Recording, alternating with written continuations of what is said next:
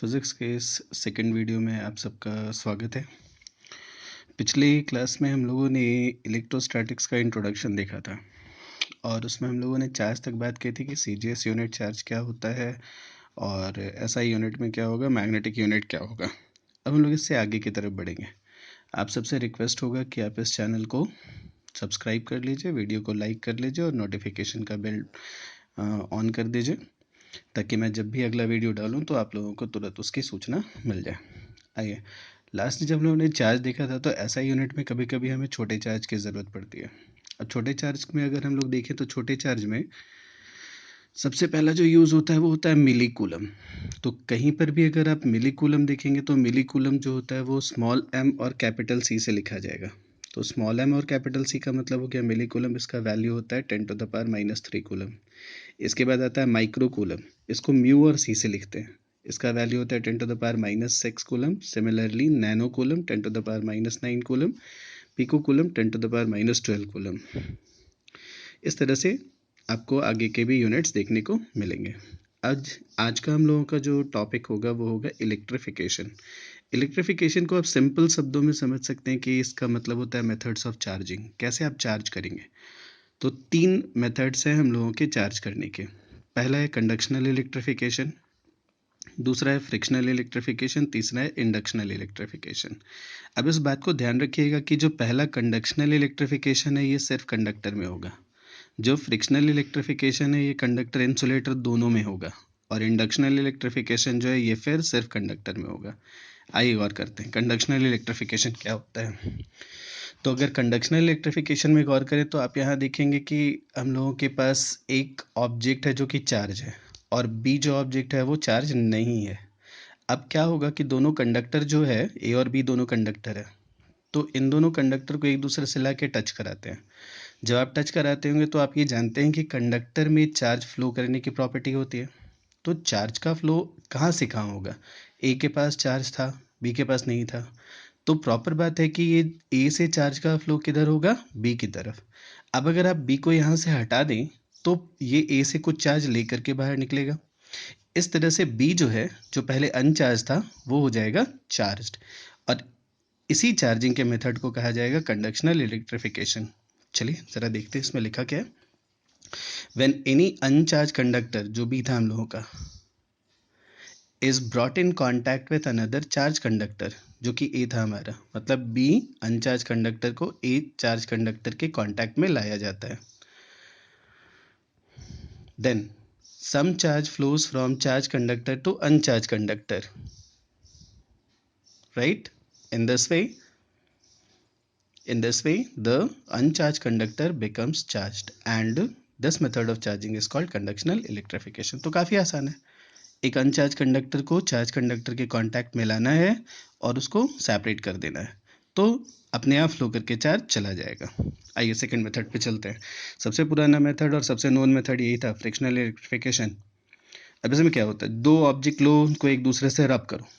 जैसे याद है कंघी और बाल वाला एक्सपेरिमेंट, आप बाल पर कंघी फेरते थे और चार्ज हो जाता था। तो होता क्या है कि जब आप दो ऑब्जेक्ट को एक दूसरे से रब करते हैं, ठीक है, तो उसमें एक ऑब्जेक्ट इलेक्ट्रॉन लूज करता है, दूसरा ऑब्जेक्ट इलेक्ट्रॉन गेन करता है। जिस ऑब्जेक्ट ने इलेक्ट्रॉन लूज किया उसके पास इलेक्ट्रॉन कम हो जाएगा, यानी प्रोटॉन का नंबर बढ़ गया, तो वो हो जाएगा पॉजिटिव चार्ज का। और दूसरा ऑब्जेक्ट जिसने इलेक्ट्रॉन गेन किया वो हो जाएगा नेगेटिव चार्ज का, क्योंकि उसमें इलेक्ट्रॉन ज़्यादा हो जाएगा, नेचुरल बात है। चार्जिंग के पहले तो दोनों के पास इक्वल नंबर ऑफ प्रोटॉन और इलेक्ट्रॉन हुआ करता था, तो दोनों न्यूट्रल थे। लेकिन चार्जिंग के बाद क्या होता है, जब फ्रिक्शनल इलेक्ट्रिफिकेशन हम करते हैं उसके बाद क्या होता है कि एक ऑब्जेक्ट से इलेक्ट्रॉन निकल के दूसरे में गया, तो जहाँ से निकलेगा उसके पास इलेक्ट्रॉन कम हो जाता है और जिसके पास गया उसके पास इलेक्ट्रॉन ज़्यादा हो जाता है। ठीक है, ऐसा ही लिखा है, when two objects are rubbed together then some electrons flows from one object to another object. In this way the object which loses electrons becomes positively charged and the object which gain electrons becomes negatively charged। तो ये हो गया हम लोगों का। इसमें एक और ध्यान रखने वाली बात है कि एक ऑब्जेक्ट जितना इलेक्ट्रॉन लूज करता है, दूसरा ऑब्जेक्ट सेम अमाउंट का इलेक्ट्रॉन गेन करता है। इसलिए पॉजिटिव और नेगेटिव चार्ज का मैग्नीट्यूड सेम होगा, हाँ, दोनों ऑब्जेक्ट पर चार्ज का नेचर क्या होगा, डिफरेंट होगा। आइए थर्ड मेथड पे चलते हैं, ये है इंडक्शनल इलेक्ट्रिफिकेशन। इन तीनों में इंडक्शनल इलेक्ट्रिफिकेशन जो है इसका वैल्यू ज़्यादा है एग्जाम पॉइंट ऑफ व्यू से। देखिए, इंडक्शनल इलेक्ट्रिफिकेशन जानने से पहले आपको ये जानना ज़रूरी है कि पॉजिटिव चार्ज जो होता है वो नेगेटिव चार्ज को अट्रैक्ट करता है और पॉजिटिव चार्ज को रिपेल करता है। इस छोटी सी बात को अगर आप समझ रहे हो तो इंडक्शनल इलेक्ट्रिफिकेशन को आसानी से समझेंगे। आइए समझते हैं। दो कंडक्टर है, ए और बी। अब देख रहे हैं ए के पास चार्ज है, बी के पास चार्ज नहीं है। अब इन दोनों को एक दूसरे के क्लोज में लाएंगे, लेकिन कांटेक्ट में ही। कंडक्टर के पास ढेर सारा फ्री चार्ज होता है, तो ये पॉजिटिव चार्ज इस कंडक्टर में मिलने वाले नेगेटिव चार्ज को अपनी तरफ अट्रैक्ट करेगा। In the other sense electron को अपनी तरफ अट्रैक्ट कर लेगा। तो जो फ्रंट सरफेस है, सामने वाला सरफेस है, उस पर आ गया नेगेटिव चार्ज, मतलब जिस नेचर का चार्ज यहाँ लेंगे उसका ऑपोजिट नेचर का चार्ज यहाँ आ जाएगा।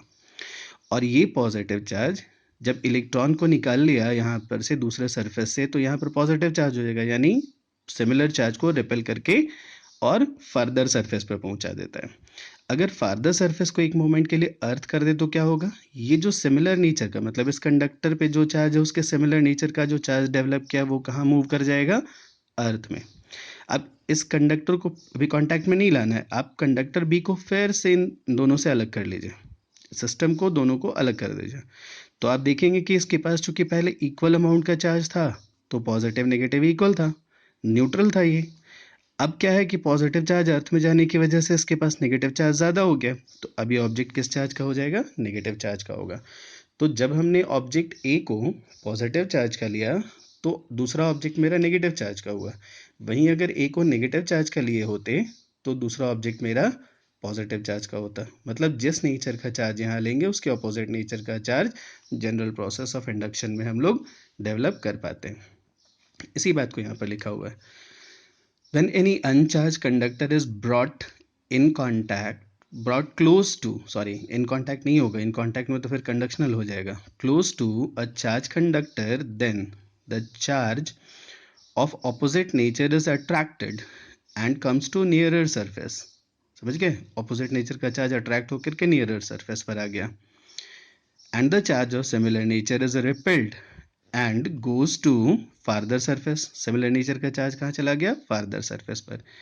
if the farther surface is earth for a moment, एक moment के लिए अगर इसको earth से connect कर दें, then the charge of similar nature flows to earth। तो चार्ज क्या होगा सिमिलर नेचर का, अर्थ में चला जाएगा। ये मत सोचना अर्थ चार्ज हो जाएगा, अर्थ एक बहुत बड़ा रिजर्वायर है।